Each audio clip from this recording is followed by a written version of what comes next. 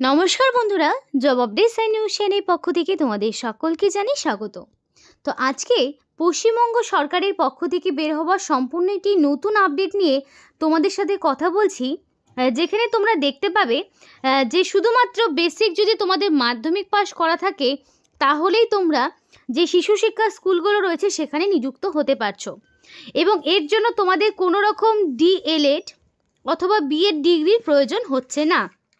মানে D.El.Ed B Ed কিছুই তোমাদের প্রয়োজন হচ্ছে না, শুধুমাত্র মাধ্যমিক পাস যোগ্যতায় তোমরা আবেদন করতে পারবে, এবং তার জন্য তোমার বয়স মিনিমাম 18 বছর হতে হবে, এবং ছেলে হোক কিংবা মেয়ে তোমরা প্রত্যেকেই আবেদন করতে পারবে, এবং অ্যাপ্লিকেশন করতেও তোমাদের একটি পয়সাও খরচ করতে হচ্ছে না, অর্থাৎ সম্পূর্ণ বিনা পয়সায় তোমরা অ্যাপ্লিকেশন করতে পারছো।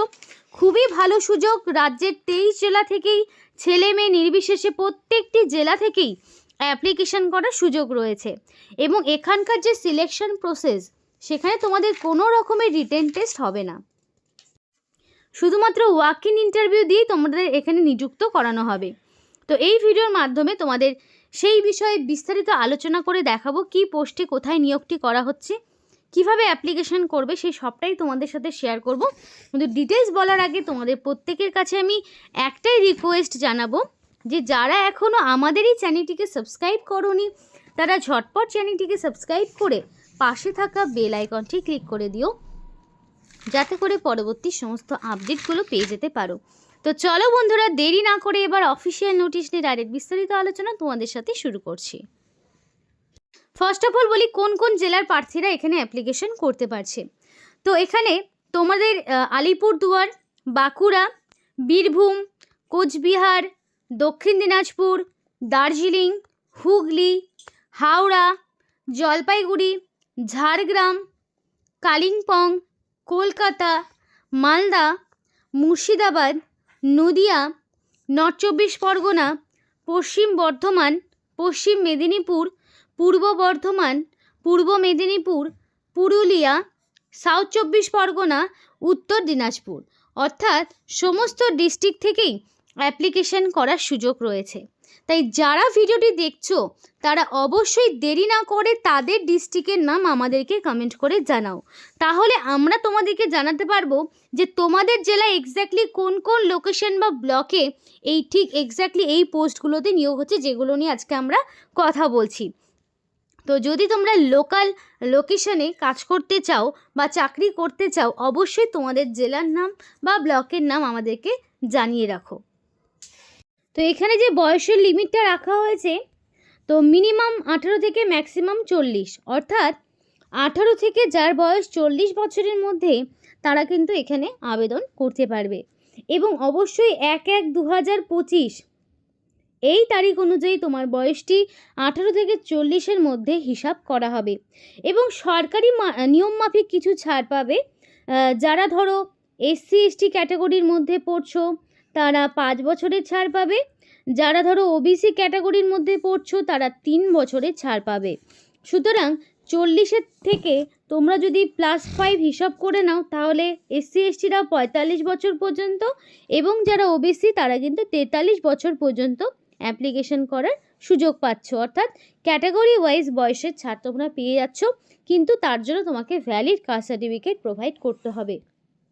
এবং অ্যাপ্লিকেশন করার লাস্ট ডেট থাকছে 5/1/2026, অর্থাৎ 5ই জানুয়ারি অ্যাপ্লিকেশন করার লাস্ট ডেট। তার মধ্যে তোমাকে কমপ্লিটলি অ্যাপ্লিকেশন সাবমিট করতে হবে।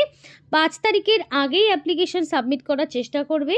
অ্যাপ্লিকেশনটা তোমাকে অফলাইন সাবমিট করতে হবে, অফলাইন অ্যাপ্লিকেশন সাবমিট করতে হবে। সুতরাং 5 তারিখের মধ্যে অ্যাপ্লিকেশন পৌঁছাতে হবে নির্দিষ্ট ঠিকানায়, এবং এখানে তোমাদেরকে কোনো রকমের এডিটের সুযোগ দেওয়া হচ্ছে না, কারণ অফলাইন যেহেতু। তাই যখন অ্যাপ্লিকেশন করবে সম্পূর্ণ সঠিক এবং নির্ভুল তথ্য দিয়েই অ্যাপ্লিকেশন করার চেষ্টা করবে, যাতে কোনো রকম ভুল ত্রুটির জন্য তোমার অ্যাপ্লিকেশন ফর্ম বাতিল না হয়ে যায়। আর অবশ্যই তারিখটা তোমাদের কিন্তু মনে রাখতে হবে।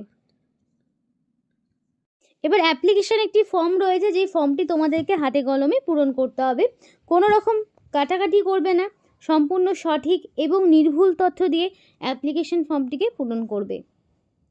ফার্স্ট অফ অল থাকছে নেম অফ দ্য অ্যাপ্লিকেন্টের নাম, এবং এখানে সেই নামটাই বসাবে যেটা তোমার মাধ্যমিক বা তার সমতুল্য পরীক্ষার যে মার্কশিট সেখানে যে নাম রয়েছে সেই নামটাই তোমাকে বসাতে হবে।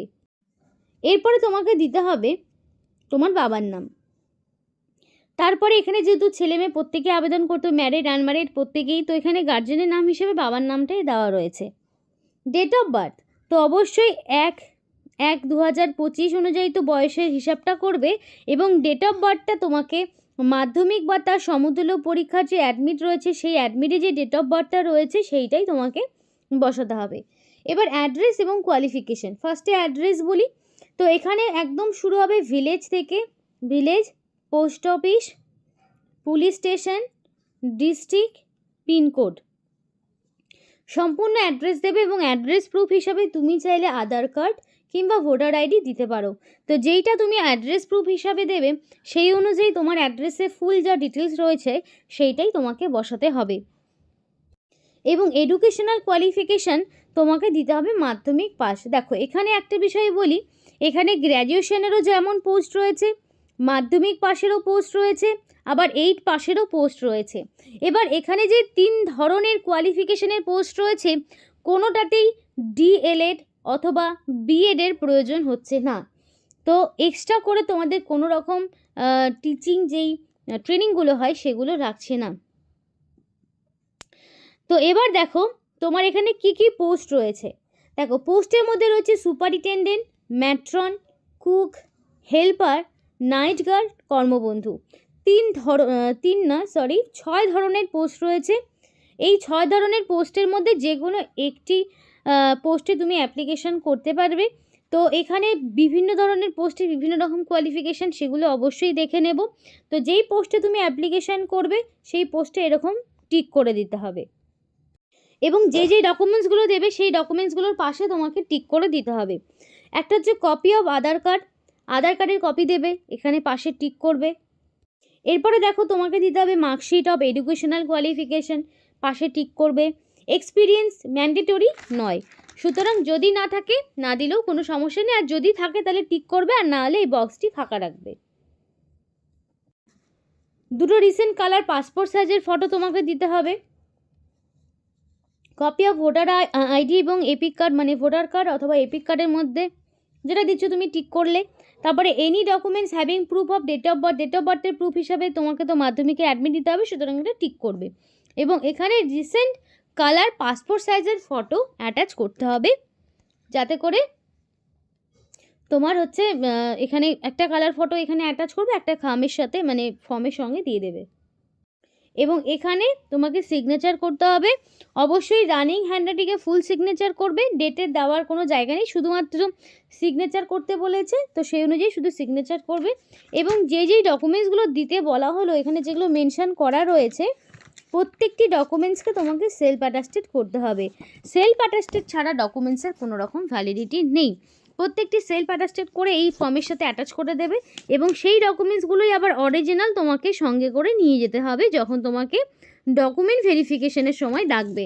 সেই সময় কিন্তু অরিজিনাল সাথে সেগুলো জেরক্স কপি সবগুলোই তোমাকে সঙ্গে রাখতে হবে।